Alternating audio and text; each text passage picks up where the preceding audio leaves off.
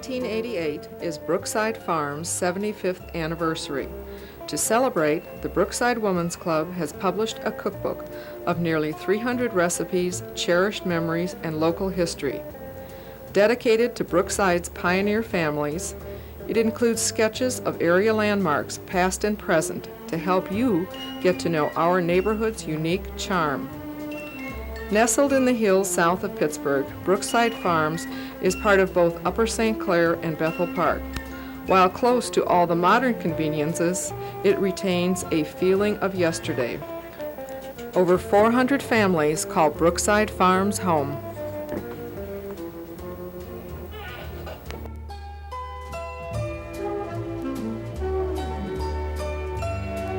It is only fitting that a book commemorate Brookside Farms today.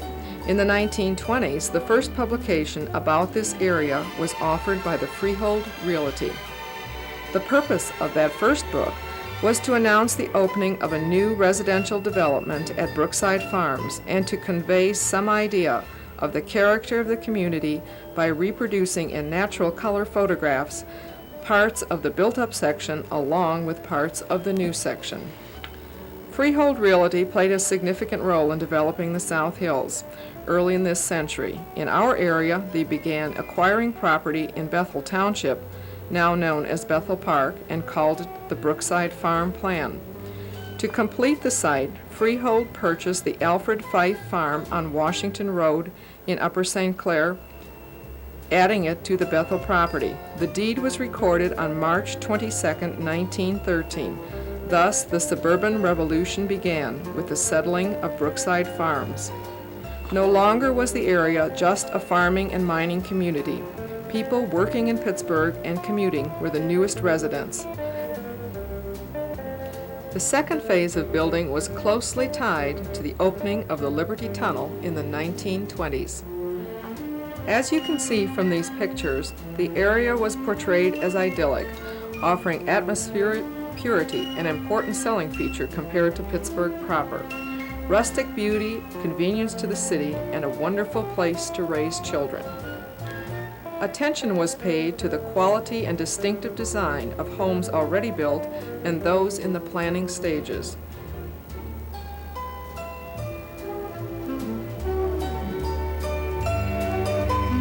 The new modern Clifton School and St. Clair Country Club were added enticements to the potential buyer.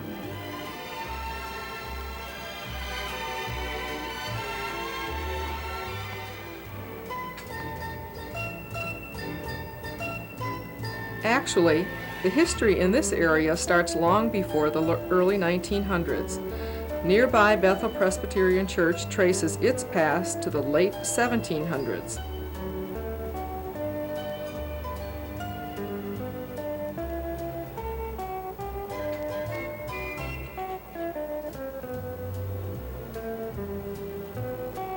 Adjoining the church is historic Bethel Cemetery. A visit here is a walk through history.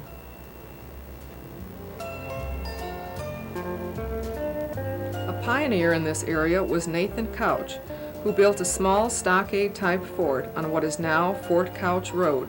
It is said that this is his original homestead. Added to and lovingly maintained through the years, it is Brookside Farms' treasure and oldest residence. Brookside really owes its early development to the trolley.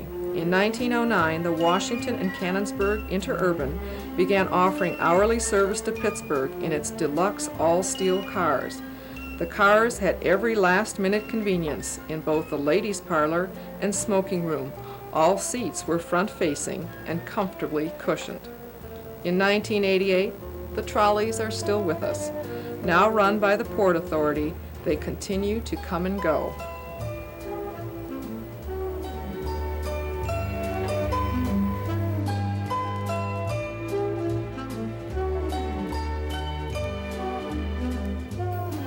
However, most Brooksiders prefer the comfort of the new LRT system. The South Hills Village Station is conveniently located on the northern edge of Brookside Farms.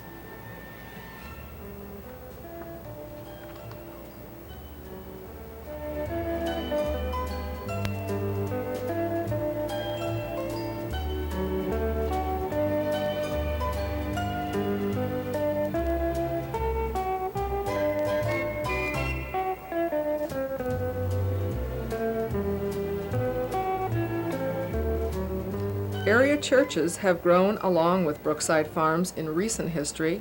St. Thomas More was created in 1953, first meeting in the Upper St. Clair Fire Hall. Westminster Church recently celebrated its 41st anniversary. In the late 1940s, it had over 200 members. Now it has over 2,000. A pivotal part of not only the spiritual community, it houses a daycare center, an Easter Seal school, and Western Pennsylvania's largest nursery school.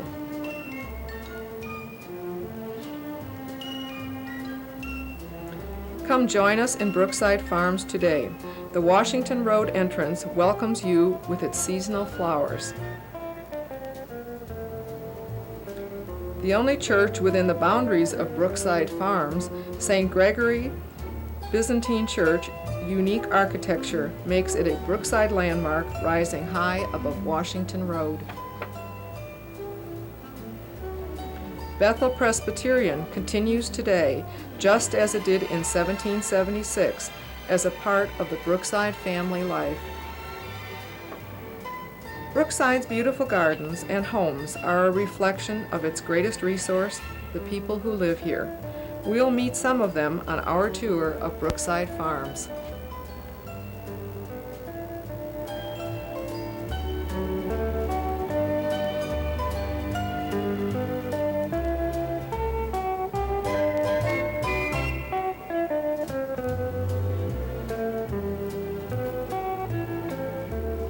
A lot of the people that live in Brookside Farms have lived in other places in the area. Pam Frank is one of them. Where did you live before you came to Brookside, Pam? Well, we lived in Upper St. Clair over in Morrow Road, and we had lived there for about 6.5 years, and I do remember when we first moved to Pittsburgh, driving up to Brookside Farms and just really thinking what a charming area it was, and our dreams have come true. We finally moved here in the spring, and we're just totally pleased with it. It's beautiful. Well, we're glad to have you, and we're glad you're part of the Women's Club here. Thank you very much. Thank you. This is Donna Heilman, and like so many other people, Donna has been in Brookside for a while. How long have you been here? We've lived in Brookside for 27 years. We lived on another street in Brookside for 6 years, and then we've been in our present home 21 years. We love Brookside, needless to say. Needless to say. Nature gave this area a beautiful background, rolling hills and majestic trees. Homes built through the years respected this gift, enhancing the area's beauty. Regardless of architectural style, there was a dedication to not only each home as it was built, but how it fit into the neighborhood. Trees, beautiful trees, and leaves. Oh, what fun.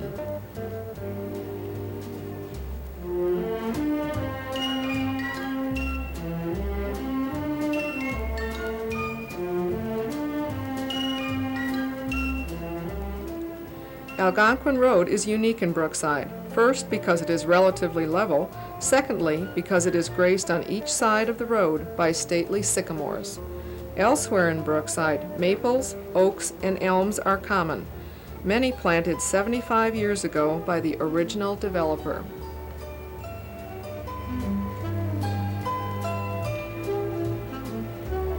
This quaint cottage is just one of many homes built by Charles Tanner in Brookside Farms.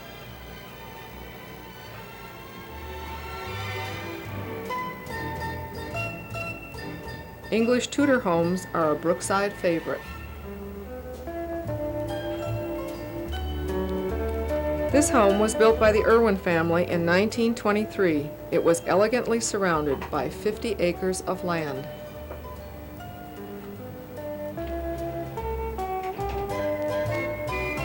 Contemporary homes complement the area as well as traditional. This is Brookside's newest residence, just completed in 1987. The Bethel Park entrance on Bethel Church Road was built and is given tender loving care by the Brookside is Beautiful Committee. Hi. Marilyn Zelt is another member of the Brookside Women's Club, and she's lived in Brookside a long time. How long have you been here? Yes, we've been in our present home 28 years. Before that, we lived 5 years on another street in Brookside. Did you really? And I now didn't know my that. son has lived here too. He's bought a house here. They just recently moved into Yes, Brookside Farms. yes. So the whole it's family. very nice. Yes. A lot of the family is right close That's by. right. Good. It's like home. I mean, It it is is home. A lot of our members have come from places all over the country. Mary Kay is one of the people that has lived and traveled all over the world, and now she's with us here in Brookside Farms. Where did you move here from, Mary Kay? Well, we immediately came from Wheaton, Illinois. We've been here 5 years and just love it. My husband went to Carnegie Mellon, or Carnegie Tech, I guess yes. it is now. Yeah. And he always wanted to come back to Pittsburgh. And I fell in love with it. The first time we came to look for the house, and we came through the tunnel, and I saw downtown Pittsburgh and all the lights because they were just coming on in the evening. I was so impressed. I fell in love with it immediately, and we hope we never get transferred again. Good. Well, I'm glad you're here. Mary Kay is a past president, and this year is involved in our cookbook project. Yes. We couldn't resist returning to the Couch Homestead on this beautiful winter day.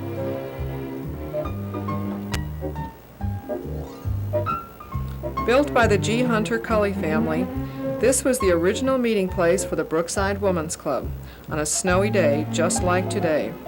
The Brookside Civic Club was also founded here. Snow turns Brookside into a winter wonderland. Holiday decorations add to the charm of the community, making visitors feel even more welcome than usual. And for a child, is there anything more fun than a new fallen snow?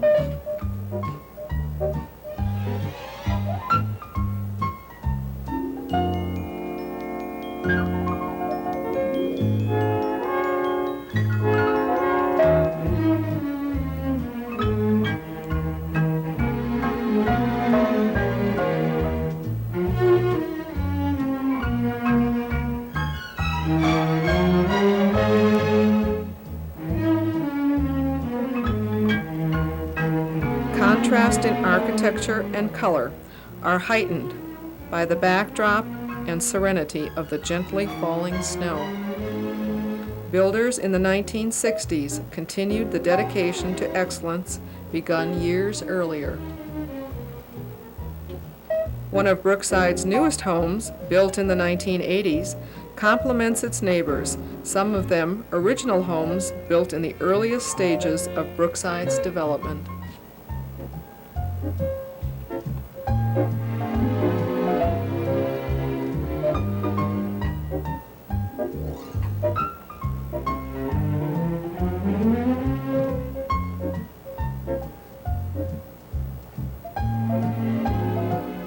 A section of Brookside Farms was developed in the 1950s. This Cape Cod, one of several in the area, is from that era. The Brookside Women's Club decorates and maintains the Upper St. Clair sign. This postcard is one of the originals sent to area women in 1925. It read, in part, "There will be a meeting at the home of Mrs. G. Hunter Cully, Brookside Farms, January 27th at 2 o'clock, for the purpose of organizing a women's literary club." Thus began what is now the oldest ongoing women's club in Upper St. Clair. Subsequently, the men of Brookside formed the Civic Club, tackling area problems and publishing this newsletter, keeping all informed of community developments in both townships. Bethel Park and Upper St. Clair share Brookside Farms, and the Brookside Women's Club has shared its loyalty, civic endeavors, and annual fundraising with both townships. Besides countless miscellaneous projects for over 30 years, the club donated nursing scholarships to 2 graduating seniors, one from each township high school. Recently, each year's funds from the Ways and Means Project have been donated on a 3-year rotating basis to Bethel Park and Upper St. Clair Volunteer Fire Departments, the 2 township libraries, and the Tri-Community Ambulance, which serves both communities.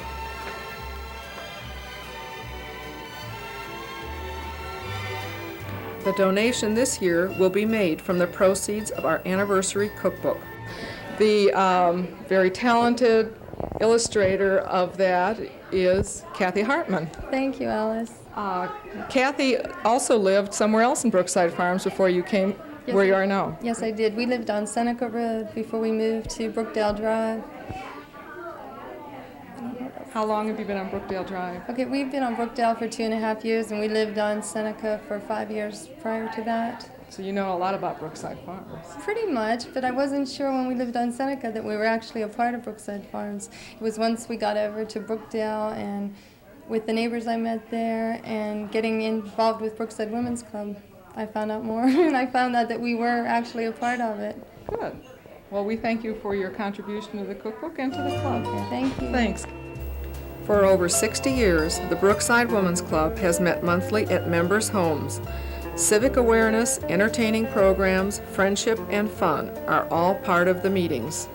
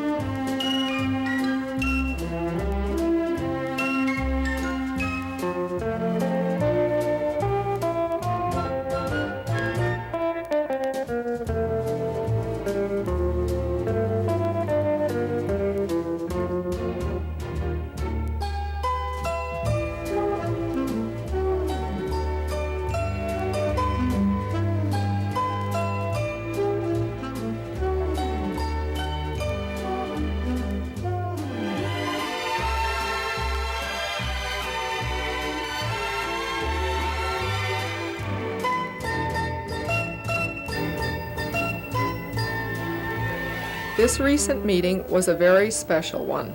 It honored our only remaining charter member, the delightful Gertrude Tanner. Now, these are pictures from the 25th anniversary of the club, and in the picture is Mrs. Cully, who organized, and Mrs. Hawthorne is seated, and she helped to write the bylaws. And all the rest, I'm in here, but I'm sorry to say everybody else is gone. And so this is in our history book. But a woman in Mount Lebanon sent these to me. She thought maybe we'd like to have them. So I'm bringing them, not just circulating them around. There's a mistake in the writing. It calls us the St. Clair Club. And we're the Brookside Club because half of them came from Upper St. Clair. But now they have a club, but we're much older than their club. It was Gertrude's 90th birthday, and the club loved celebrating it with her. Gertrude provided the inspiration for our cookbook. Besides sharing her memories of Brookside past, she is a vital part of Brookside present. Active in church, club, family, home, and garden, she is truly remarkable.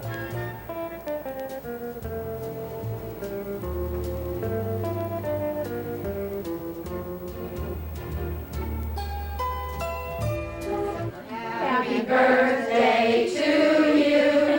Happy birthday to you. Happy birthday, dear Gertrude. Happy birthday to you.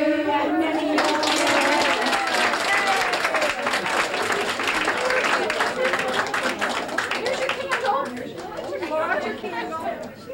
Can I bring it closer for you? Better, because I could stand up. Oh dear, I have to stand up to get any air. Yay!